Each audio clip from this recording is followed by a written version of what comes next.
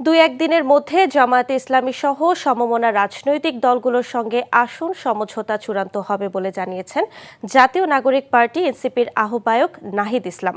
নিরাপত্তাহীনতার কারণে এই সমঝোতা করতে হয়েছে বলে ইউরোপীয় নির্বাচন পর্যবেক্ষক টিমকে জানিয়েছে এনসিপি। নূর হোসেনের রিপোর্ট। অবাধ, সুষ্ঠু ও নিরপেক্ষ নির্বাচন আয়োজনে নির্বাচন কমিশনকে সহায়তায় ঢাকায় অবস্থান করছে ইউরোপীয় ইউনিয়নের নির্বাচন পর্যবেক্ষক দল। রাজনৈতিক দলগুলোর সঙ্গে ধারাবাহিক বৈঠকের অংশ হিসেবে এনসিপির সঙ্গে বৈঠক করেছে তারা।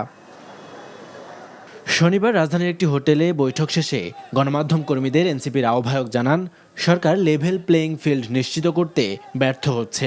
বিশেষ রাজনৈতিক দলকে সরকারিভাবে বিশেষ সুযোগ সুবিধা, বিশেষ প্রোটোকল দেওয়ার মাধ্যমে এক ধরনের সিগন্যালিং করা হচ্ছে এবং যেটা লেভেল প্লেয়িং ফিল্ডে বাধা তৈরি করতে পারে, এটার অসম অবস্থা তৈরি করতে পারে।